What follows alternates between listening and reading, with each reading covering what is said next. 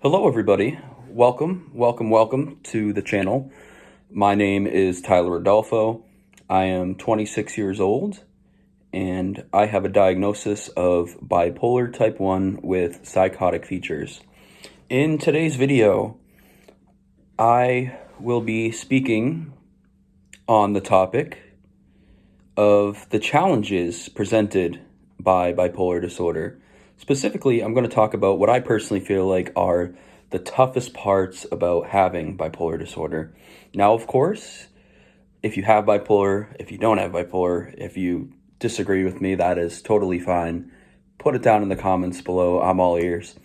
These are just things that I've not only experienced, but they're rather commonplace themes that I've seen in other people who have bipolar online who've shared their stories. I read a lot of forums online, specifically the bipolar subreddit, and these are some things that I've noticed in many people's stories in talking about their mental health condition. And of course, they're ones that I've experienced myself. So that's why I'm going to be talking about them. Of course, you don't have to agree with my list, but I wanted to share anyways, and why don't we get right into it? The first thing is loss of relationships and damage done to relationships during bipolar disorder. So over the course of this video, I'll be talking about things that are more relevant to mania or things that are more relevant to depressive episodes. This first one is more related to mania, but we'll also talk about how it can be related to depression as well. So loss of relationships and damage done to relationships. When you are in mania, you're in a frenzied state. Myself, I was experiencing a host of delusions and plethora of hallucinations. And of course, when you are experiencing these things, it can make you a tough person to get along with. It can make you a difficult person to relate to. It certainly makes you an extraordinarily abstruse person to understand. So when I was manic, I was disseminating messages all over the place. I sent messages to my friends through social media. I sent messages to my family through social media. And the content of these messages was often antagonistic and hostile. And that is because I was under the delusion that people were after me. And I was just very paranoid in general.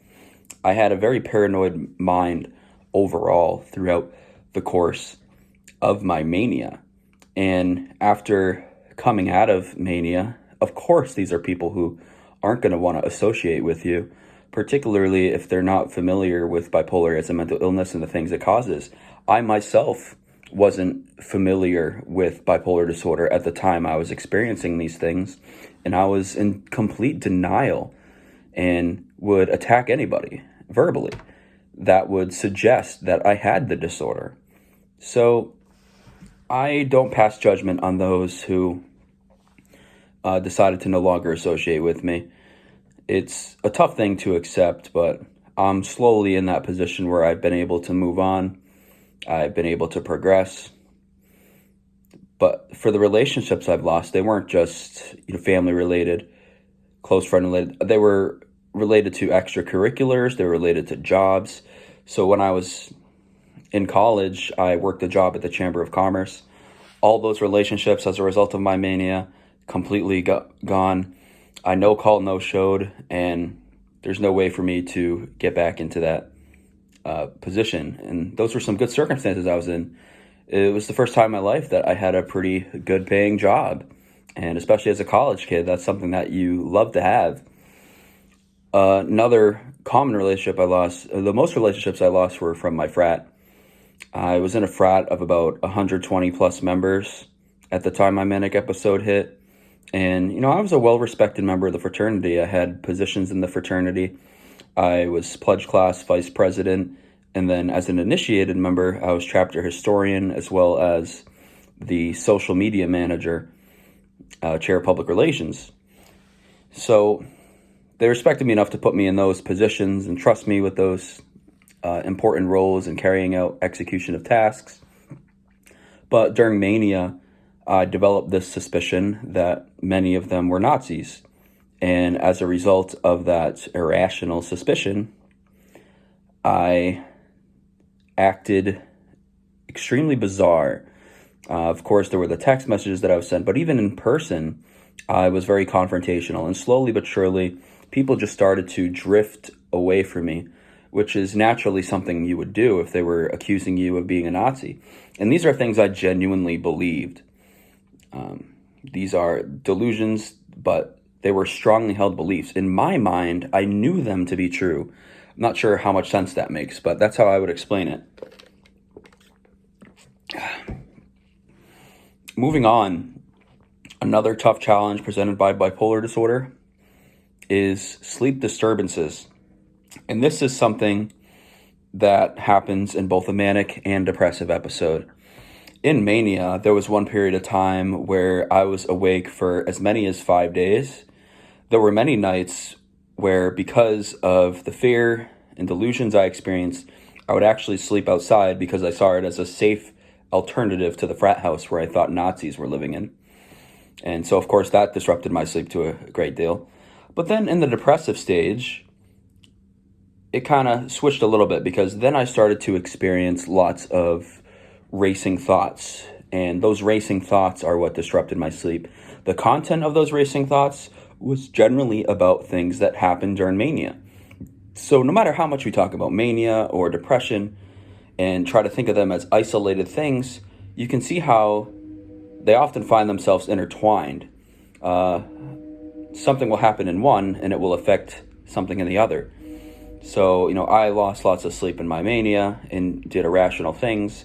But then in my depressive episode, those things that I did in mania contributed to a great sense of embarrassment and shame in my depressive period, causing racing thoughts.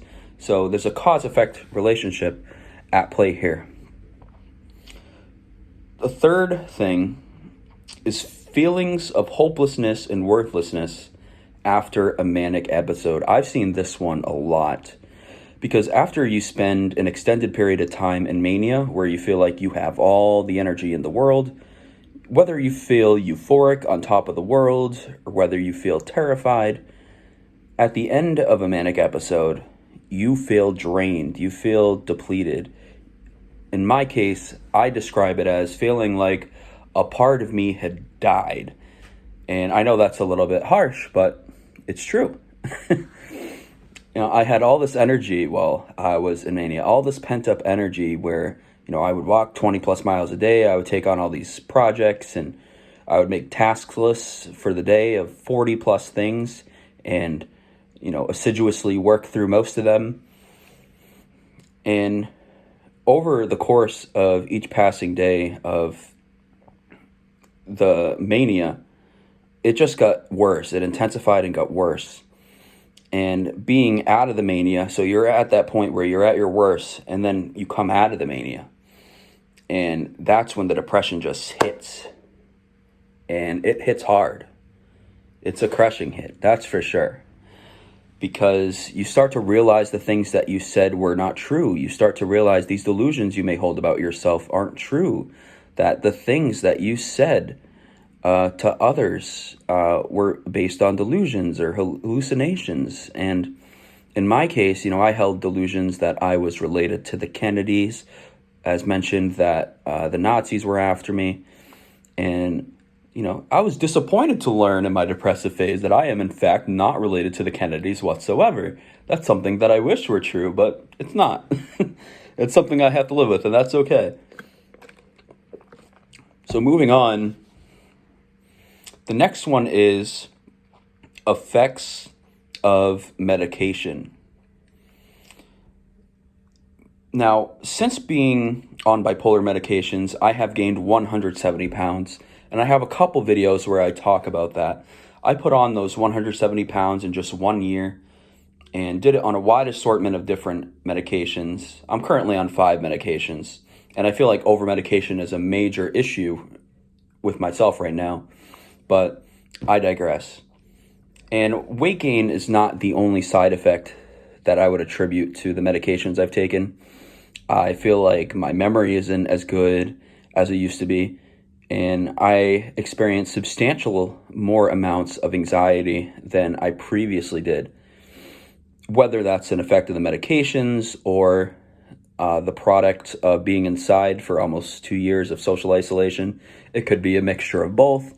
I lean more towards the side of it being the medications, but medication side effects is a really tough part of dealing with bipolar disorder. I take antipsychotics, I take mood stabilizers, and I take an antidepressant, and the cumulative effects of all of them are often negative. There's positives from it. There's a beneficial gain that I get and derive from some of these medications. There's 3 in particular that I like, but the other 2 have side effects, and I don't want to downplay how horrendous these side effects are, because who wants to gain 170 pounds in 1 year? Certainly not me, but that's exactly what I did. So now the last and final thing, most difficult part to deal with during bipolar disorder, and I feel like this is one where more people who have bipolar might disagree with me, and that is the feeling of fear during mania. Now, I had times in my mania where I felt euphoric, where I felt on top of the world, where I felt like I could do no wrong. I felt like God. I was invincible. But the majority of my time spent in mania was spent in terror. It felt like I was living in a horror film. I thought that my house had been wiretapped. I would jump from place to place, my cousin's house, the frat house, my mom's house. And no matter where I went, I felt afraid at all times. I would purposefully stay awake because I was afraid that if I went to sleep, that the bad people would come and get me. And so, those are the toughest parts about having bipolar disorder, in my opinion. That manic episode is something I truly think I will never forget. It was just so traumatizing. And in many ways, the depressive episode I've experienced after, in which I'm still undergoing, has only exacerbated my feelings about how I view that manic episode. So thank you all for watching. My name is Tyler Adolfo. Put your comments down below. What do you think are the toughest parts of bipolar disorder? Or if you have any mental illness, what is the toughest part of your mental illness? If you feel comfortable sharing, my channel is a community where we share our opinions. We don't judge one another. And I'm not a censorship channel, so you're welcome to say whatever you like. If you want to criticize something I say, something I did, that's totally fine. That's your prerogative. There won't be any intervention for me in that matter. But thank you all for stopping by. Please hit that subscribe button if you're new. We are fast approaching 300 subscribers. And I hope that you all have an extraordinarily excellent day.